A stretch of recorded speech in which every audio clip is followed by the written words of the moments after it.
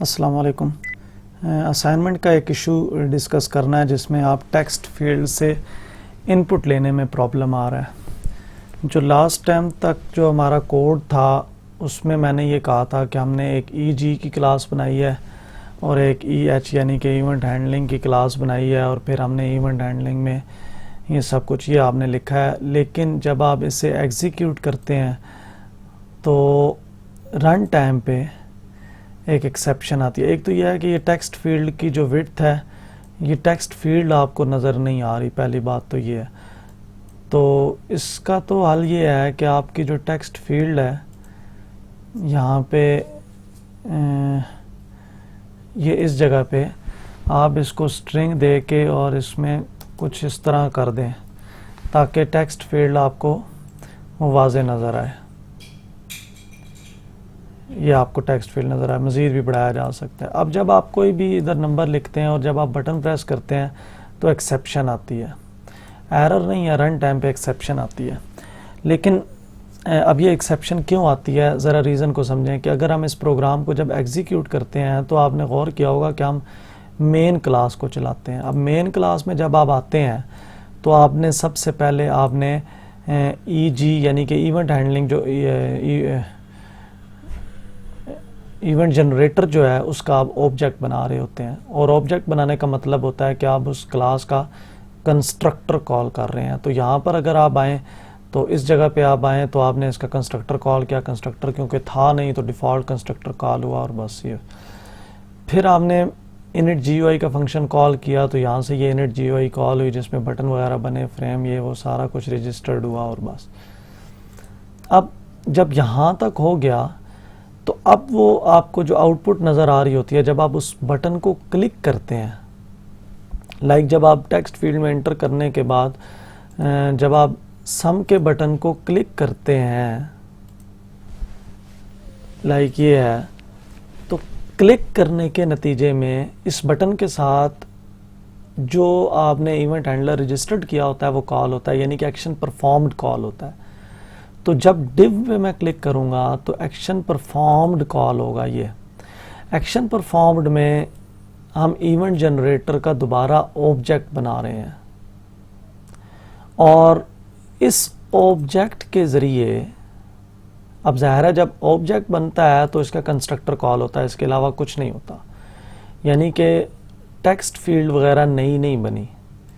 और फिर यहाँ पे हम ये कह रहे हैं ob2.txt1.getText, तो वो ये जो txt1 है इसको वो एक्सेस नहीं करने दे रहा, क्योंकि देखें टेक्स्ट फील्ड तो बन रही है वो यहाँ पे बन रही है जब ये न्यू और ये टेक्स्ट फील्ड और ये उसका कंस्ट्रक्टर कॉल होता है। तो हम तो जब यहाँ पे आते हैं और यहाँ से जब हम EG को कॉल करते हैं तो इनिट GUI तो कॉल होता नहीं है।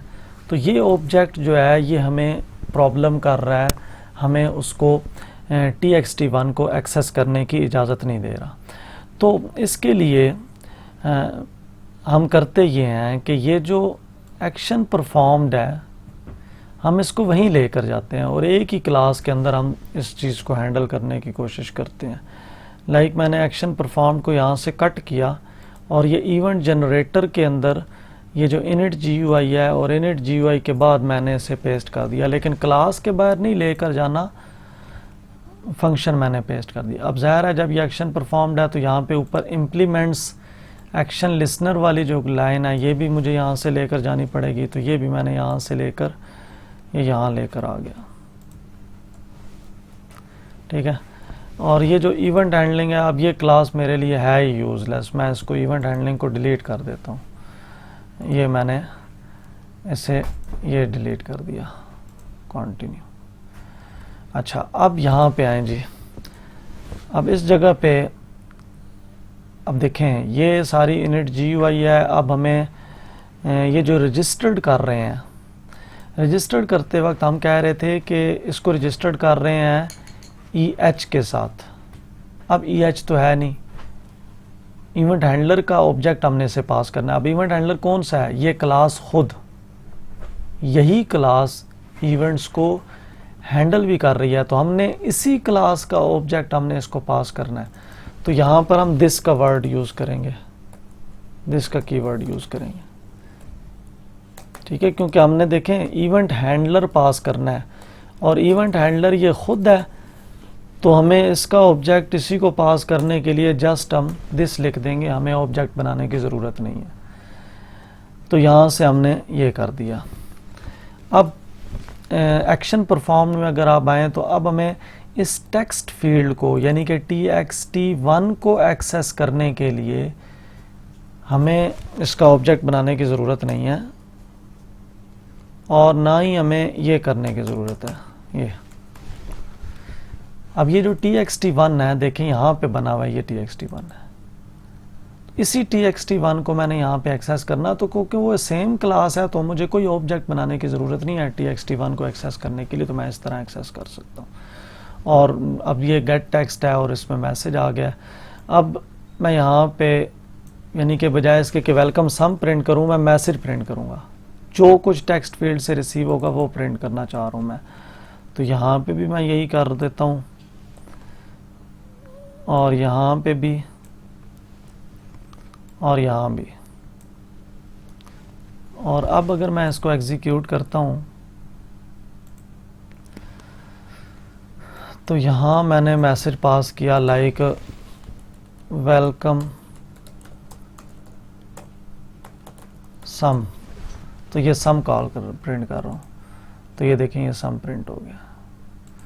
वैसे सब्ट्रैक्ट में भी यही प्रिंट होगा क्योंकि मैंने सब में वही सेम मैसेज लेकर, तो ये मुझे यानी कि टेक्स्ट फील्ड से जो मैं एंटर करता हूँ, यानी कि यहाँ पर अगर मैं XYZ कह देता हूँ या कुछ भी कह देता हूँ और बटन प्रेस करता हूँ, तो ये मुझे वो वाला मैसेज प्रिंट करके दे देता है। तो ये टेक्स्ट फील्ड से इनपुट लेने के लिए ये जो चेंजिंग मैंने बताई है इसी को आपने परफॉर्म करना है।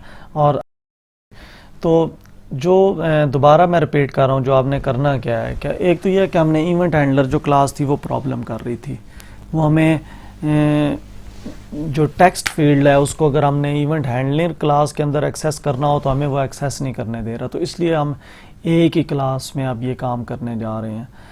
तो वही क्लास जो है उसी में init GUI का फंक्शन भी बनाया, यानी कि GUI का सारा कोड भी लिखा, उसी क्लास ने इम्प्लीमेंट किया एक्शन लिसनर को, और उसी क्लास ने एक्शन परफॉर्म्ड का फंक्शन भी बनाया। ठीक है, तो ये फ्लो थोड़ा सा इसको अपने माइंड में क्लियर करें दोबारा से।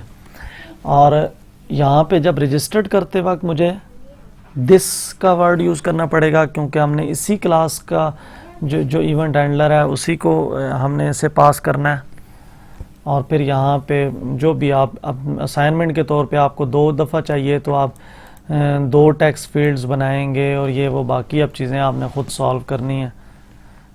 जो प्रॉब्लम था टेक्स्ट फील्ड से इनपुट लेने वाला वो मैंने सॉल्व कर दिया।